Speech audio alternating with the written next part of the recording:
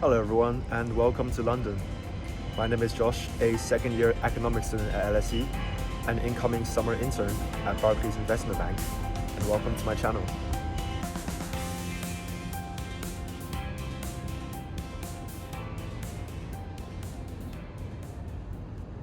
So here's why you should be interested in this video. I'm about to have a conversation with a few of my friends in LSE who have also secured internships from the sell side to the buy side in conventional and unconventional ways. We're going to talk about their own experiences with the brutal application process, what they did well on, and what they wish they didn't do, their own tips on how to break into the world of finance now, and finally, their own thoughts and opinions on the UK job market and how to be irreplaceable in the age of AI. It's going to be a fascinating conversation for anyone who's trying to break into finance or is just generally interested in the UK graduate job scene. I really think you're going to enjoy it. Thank you guys for taking the time to do this today. Just start off, can you guys talk a bit about your experiences before joining LSE and where you guys are currently interning at? Sure. My name is Tilak. Before joining LSE, I was at an international school in Singapore called Tanglin Trust, and then I studied in the Singapore Armed Forces for 2 years, and then came to LSE, and I'm interning at Bloomberg this summer. My name is Farzesh. I grew up in Sri Lanka, and there, extracurricular-wise, I was doing Sri Lanka Model United Nations as the president of the General Assembly for a long time. I did logistics and marketing at a local flower shop, and I'm currently doing a variety of internships, mostly in the venture capital space, but a lot of data analytics and insurance work as well. Hi, my name is Alex. I'm from Singapore. I did my military service, then came to LSE. Now I'm interning at Hula and Loki. Great. So just to get started, can you give us an idea of how many applications you had to send before you got any successes? Frankly speaking, I lost track. I think it's a big number, but I'm not too sure where the number lies. Probably in the low hundreds, yeah. It's definitely a numbers game. I also sent out, around 150 official applications via the company's website. To mix results, maybe like 1 or 2 offers. But where my success really came in was with cold emailing. I sent about 600 cold emails, and that's where most of the internships that I'm doing right now came from. Yeah, probably a few hundred emails before I got my offer.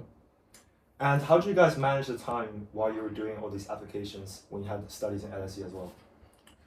I think having clear calendar time, doing your problem sets on time, giving spaces in your calendar itself, and yeah. Yeah, I completely second the point on having a Google Calendar or Notion or something like that where you schedule your day, you have your time slots when you're going to do schoolwork and when you're going to set aside time for sending out applications. But at the end of the day, you do need to be adaptable because if you're like cold calling an MD, for example, right, they'll give you a time and you have to adapt and change your schedule around that. So that's probably the most important thing. I think you have to know which balls will not break when you drop them and which balls you can safely drop, right? So if you're doing your academics and you know your exams are maybe in a few months, you can afford to spend more time working on your applications and trust in yourself that you can catch up in a few weeks' time. And so if you go through the application process, there's online assessments, there's interviews, there's assessment centers. What do you think was the most important stage and how do you think you stood out or survived that round? I think the interview stages are the most important part. I think up to the interview stages, it is a bit of a luck game. You can't really control. But once you get in the interview, the luck's out of the picture. It's all about you, the effort you put into researching the company, researching the role, researching the interview itself. So that's why you get to shine, and that's kind of all onto you. So that's a very, very important section itself.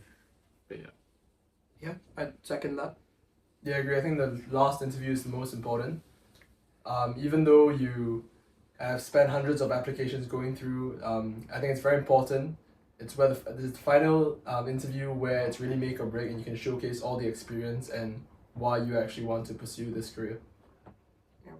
So if you think about the application process itself, what do you think was the most important thing on your CV that actually moved the needle in terms of getting you through these rounds? And in contrast, what do you think was failure now looking back?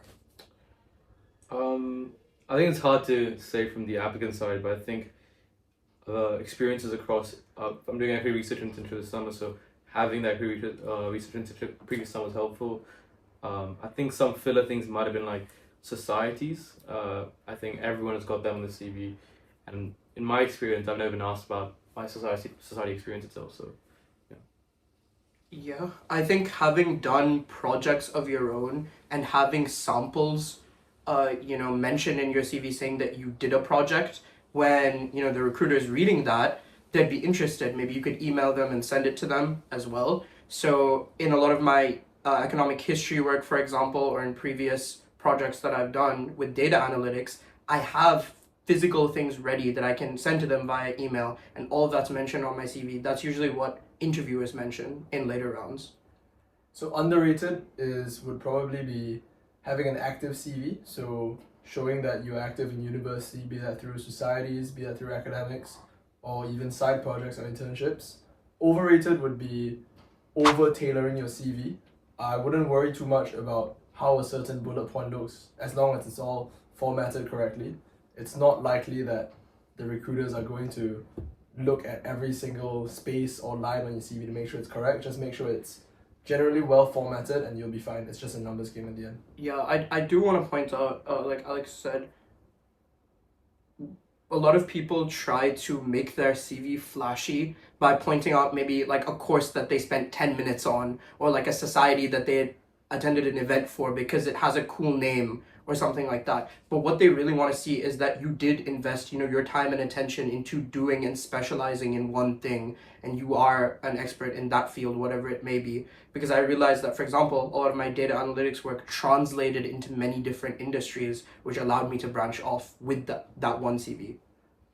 Yeah, that's great. You guys talk about societies, and we'll have the unique vantage point from within LSE, who is very strong at sending applicants into the finance industry.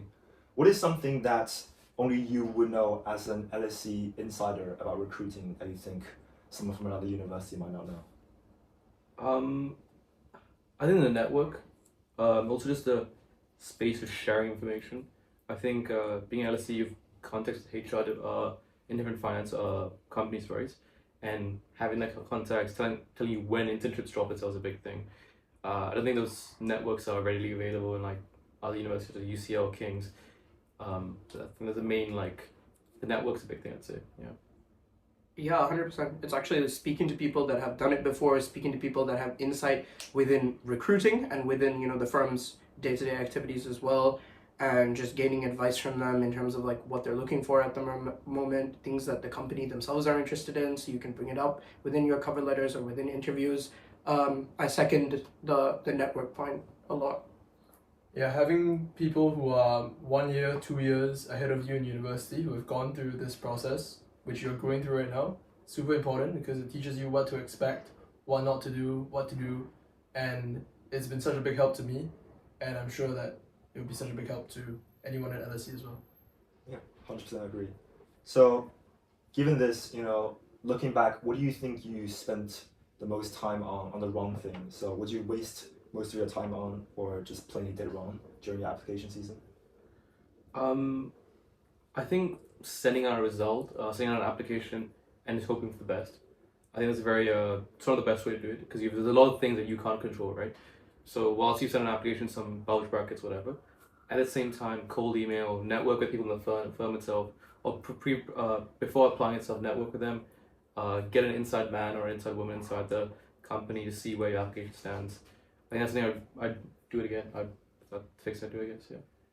Yeah, I second that a lot because something I made a mistake on was I was trying to learn a lot of technicals and a lot of like fancy modeling things via online courses to put it on my cover letter and write like fancy cover letters, whereas actually connecting with someone inside of the firm and mentioning things they told me on the cover letter would have been more efficient, right? And then when you get to the interview stage where you need to know these technicals, you can do it then. So it's just the order of what you should focus on at each stage of the application process.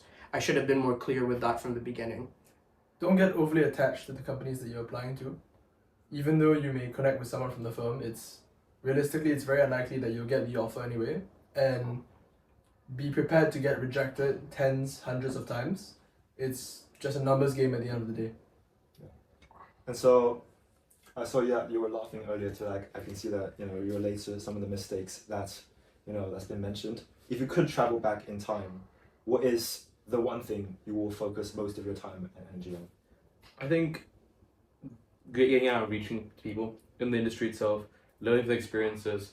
I think a mistake a lot of people can make is they find M&A really interesting, for example, and they spend the whole time just applying to that and not even exploring different avenues of the world of finance. There's so many different jobs. Learning about them is a big thing as well. Networking, learning about people's experience is a very important thing. I think that's the main thing I do. Yeah. Find something you're genuinely interested in. Don't settle just because that's what everyone around you is doing or that's how you think you're going to make the most money. You will succeed at the thing that you are interested in the most, right? Like venture capital is not what I started doing last year, but it's where I found a lot of love. And I want to wake up in the morning and read what's going on in the market. I want to learn new things. And you should never settle for something because you believe that there's nothing better, right? And the best way to figure out what you want to do is to talk to people. Yeah, second that. These are really helpful advice, guys. So now that you're actually on the job itself, what was something that you expected about the job that kind of surprised you now that you actually have spent some time working? Yeah, I think particularly for my company itself, I expected like everyone to be very on the ball, very like talking about the space itself. But I think everyone's a lot more relaxed, laid back, and the environment's slightly different to a typical finance company, I'd say. That was a bit of a culture shock for me. But yeah, I think that was the main thing. But I mean, the thing that just surprised me the most was like working hours and actually in office working hours, whether it's within, my VC internships or any of the insurance data analytics things I'm doing. They are completely open and accepting for people to work from home, maybe 3-4 days a week, and only come into office when needed, because everything happens online nowadays with the global network that a lot of these companies have. So I thought I would be in the office till 2 a.m., in the summer, but I'm actually working from home a lot of these days and I'm on Zoom and Teams a lot. Investment banking, to a certain extent, I overestimated how cold and stiff people would be in comparison to how it actually was like on the job. People are extremely friendly, very nice, and willing to teach and mentor you if you have questions to ask, right? So I think the takeaway from that is that the whole process is not as scary as you may make it out to be. We are just humans at the end of the day, and we like to play hard, and of course a lot of us work hard as well. Yeah, that's definitely reassuring to hear. So, given all of this, what is your current view on the UK job market? How hard or easy is it for someone to break in, and how would you prepare for it? I think it's only getting tougher and tougher each year, I believe.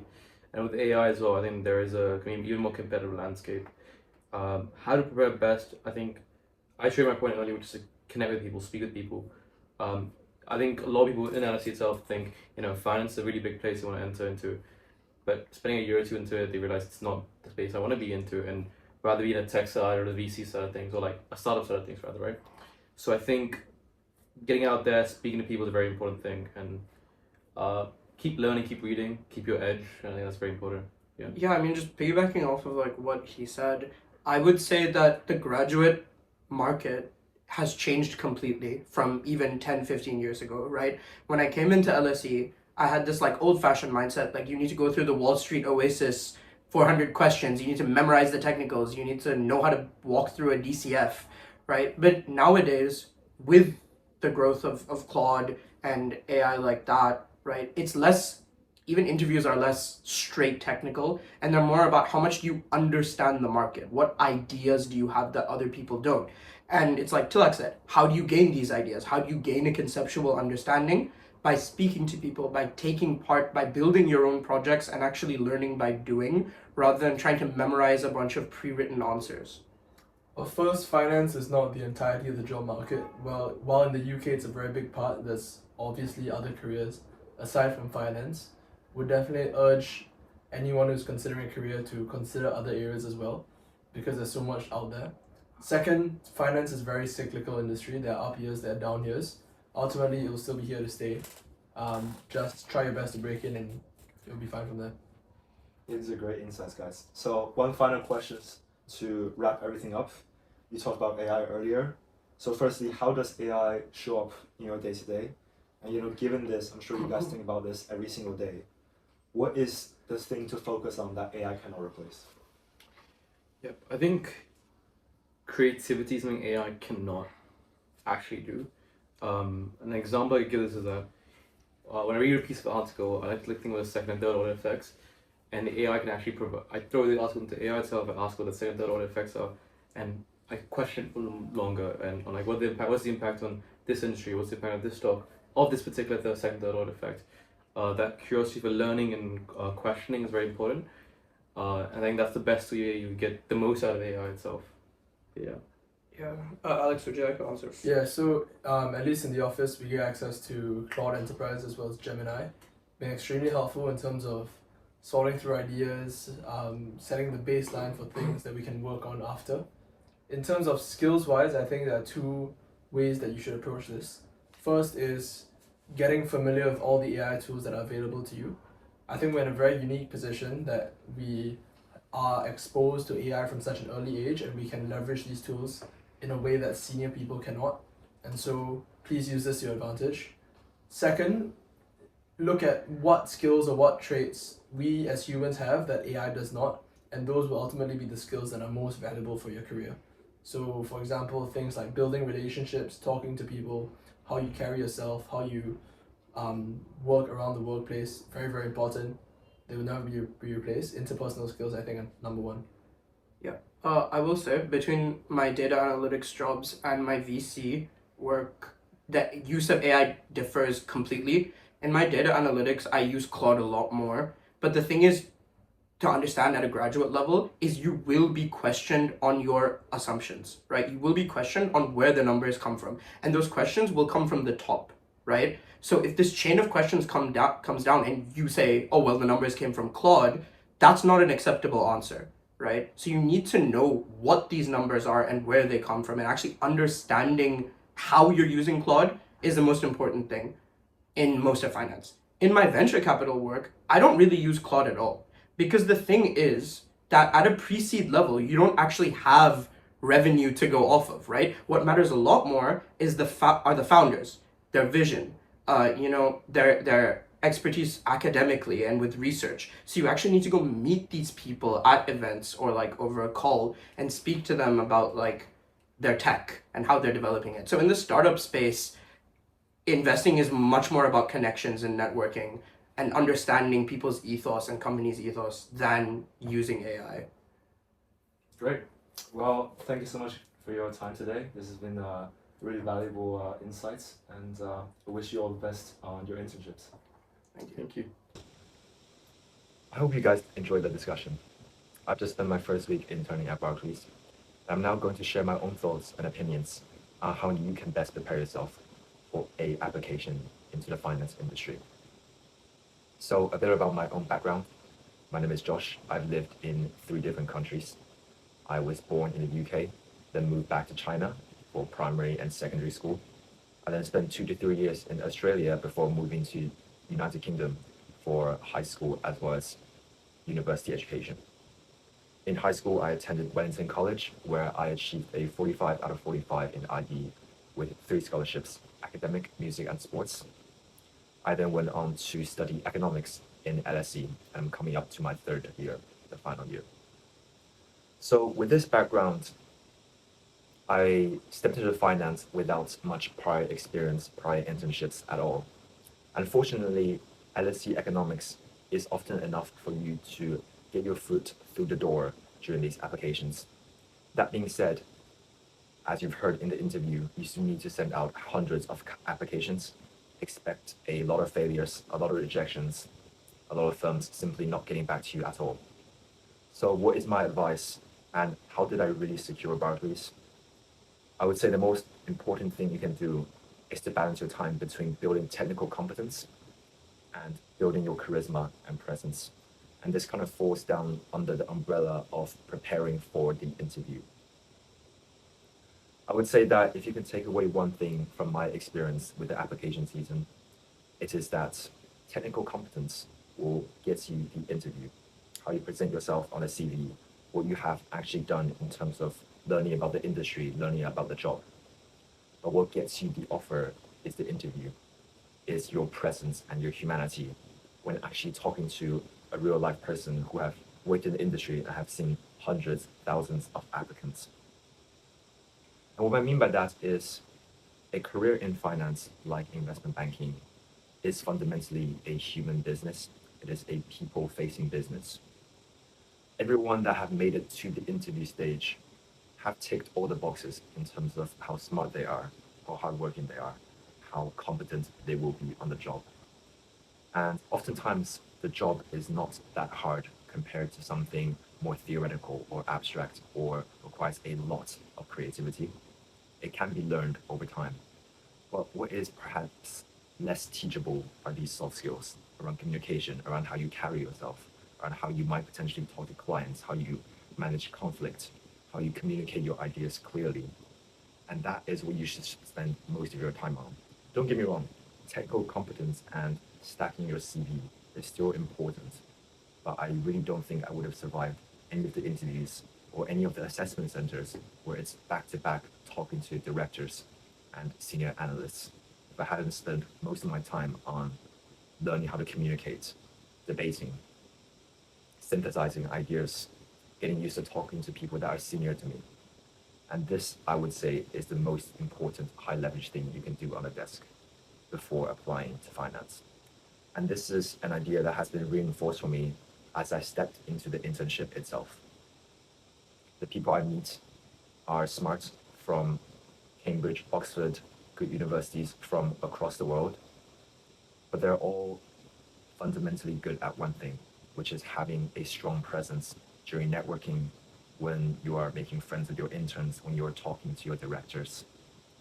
And that is clearly something that the application season where interviewers interview, they filter for and they actively look for. And so finally, linking all of this to the age of AI that we live in, what should you do? You should have agency. AI can automate a lot of the groundwork. It can bridge this gap of technical incompetence in ways that we cannot even imagine, perhaps in a few years' time. But ultimately, what AI is a tool used by humans. And so have agency, build your human-based skills that is irreplaceable by AI, and you'll become even more valuable in the age of AI, because what you are is a 10x, 100x individual that have the human skills to leverage these tools while being irreplaceable. I hope you find these advices useful, and I'm currently in my student accommodation in Urban Nest Westminster, which is a teaser for the next video where I'll give you kind of a room tour of my accommodation and why I heavily recommend this as the place to start your finance career as well as student experience if you are looking to work in London. All right, see you guys soon.